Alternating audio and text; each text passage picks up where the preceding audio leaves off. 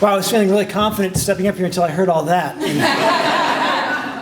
now I have to live up to that. So I should write that down and then keep it in the president's office somewhere. So like, there you go. Yep. Put it right there so that a month or so from now, or maybe 2 months from now, when things are feeling a little rough, I can look at that and say, no, people thought I could do this. So thank you all for coming. Because I guess the first thing I need to do actually is sort of a ritual shift from Ripon College, where I've been, to Hampshire, which I think means I need to like loosen up my tie. I'll put this back on for the press. This is my outside clothing, but I'll do that here. I really want to thank everybody for the opportunity here. I'm extraordinarily excited by this, in part because, or mostly because, I won't ask everybody to silence their cell phones. This is not my seminar room. I really believe that Hampshire College is the essential college in higher education. Right? If Hampshire is not healthy, American higher education is not healthy. I believe that with all my heart, and I have always believed that. And I'll just give you a quick anecdote about that, the depth of that. One of the things I shared with the search committee was, I was asked when I got to Ripon to talk about, what are places that you look at as models for higher ed? And I said, well, it's easy. There's 2 places. There's Berea College, because they devote all of their resources to making sure that they guarantee access to low-income students and make sure that they succeed. And there's Hampshire College, because Hampshire exemplifies everything that a liberal arts education should be, and has done and pioneered everything that all the rest of us are trying to do. Right? And so I always ask myself when I'm making decisions, does this make our college more like Berea or more like Hampshire? And if the answer is no to both of those, why are we doing it? Right? And now I've got an opportunity to actually help one of those 2 exemplars of higher education reinvigorate itself. I am humbled by that opportunity, and looking forward to working with all of you to make that successful. I want to, and you mentioned this in some of the notes, but I want to recognize right here early on, and I will recognize it again when there are more people back on campus, the trauma of the last year, at least. Right?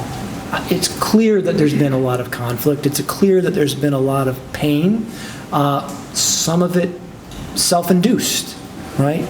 And that part of the task of the coming months and years is to process that trauma and turn it into action, right?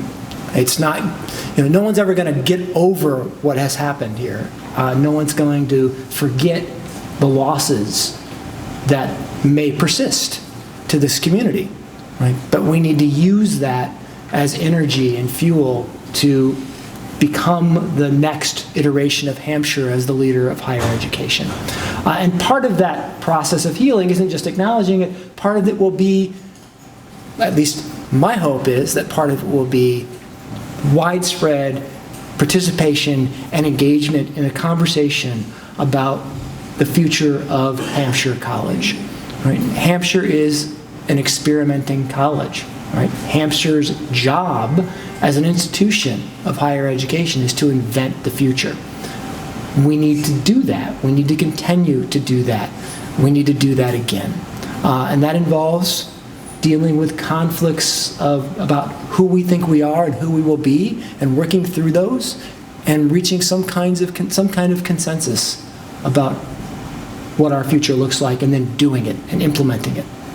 And so I'm going to be inviting people to participate in that conversation. And I see most of my role, or a big part of my role as president here, as helping to structure that conversation in ways that are effective, in ways that make sure everybody can participate and be heard, and maybe not all get what you want in the end, but be able to look at what we end up with and say, I can live with that. I'm willing to give that a try. Right? I'm willing to go along with that because I think it's going to be effective.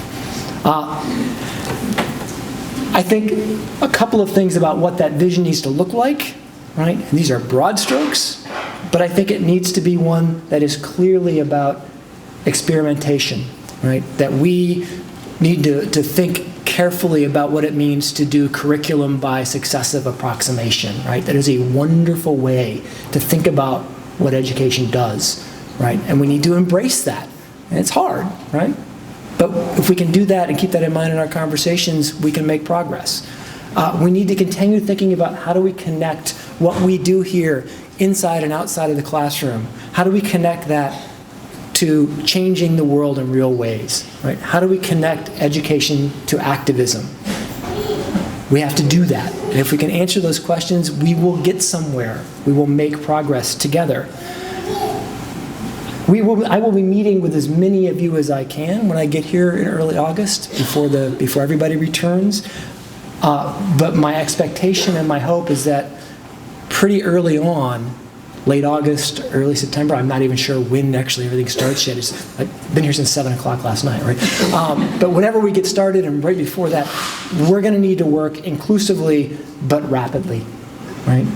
So these conversations are going to be, I think, all-encompassing for several months because we need to figure out what direction we're going to go, both so we can talk to our accreditors, but more importantly, so we can talk to the community of people here and around the country that care as deeply about Hampshire College as you do and as I do, and whose support we will need to implement that vision. And I am completely confident that we can do that, right? I'm confident that Hampshire can do that. That's why I'm here, right? I'm here because I believe in this place. I'm here because I believe we can do this.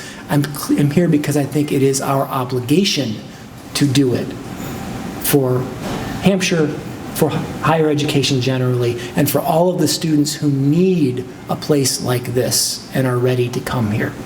I think that the work that we do it has to be at what students want, right? What do students want? Why are the students that are at Hampshire here? They're here in large part because they want to do something purposeful and meaningful and impactful with their lives. And they think that what they do here will be purposeful and meaningful and impactful, and it will allow them to go off into the world and live purposeful, meaningful, impactful lives.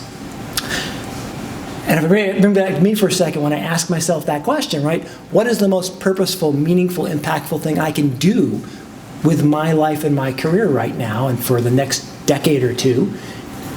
It's reinvigorating Hampshire College, right? So that's why I'm here. And I hope that all of you feel the same way about Hampshire College and about the work we're going to be doing together. So I don't want to take up too much time. There's a lot of ice cream back there. So a couple of thanks then, and then I'll be done. And then people have lots of time to ask me questions at different venues throughout the next month or so and for the next 20 minutes or so before we're done here. But I really want to thank the search committee. They were really, really good, really professional. Like, nobody should use a search committee if they've got people like this to search candidates for any job.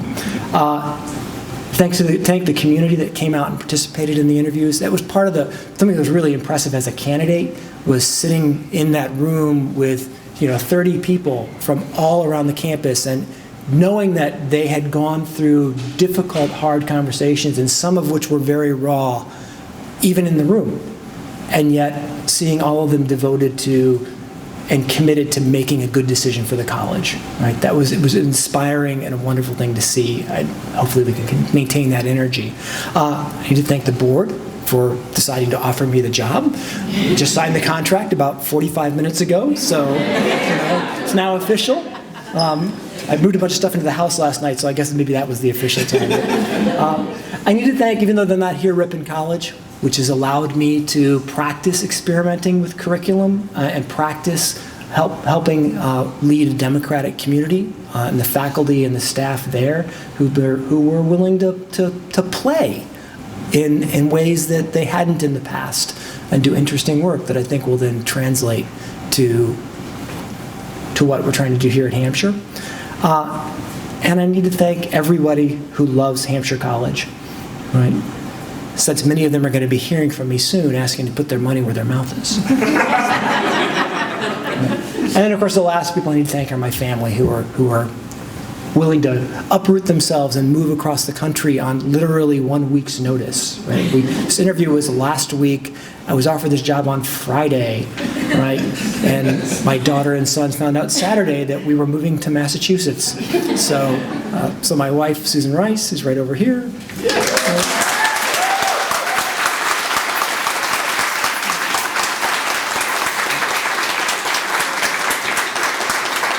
My daughter, Alethea Riley, is right there.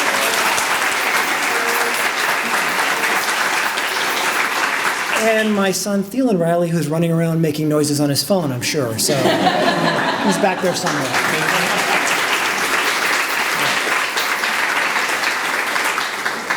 Thank you all. I really appreciate it. I can't wait to get to work. Great.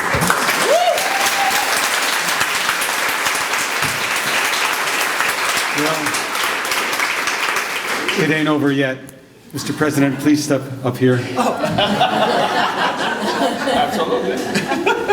The keys to your office. Thank you, everybody. Thank you, Ray.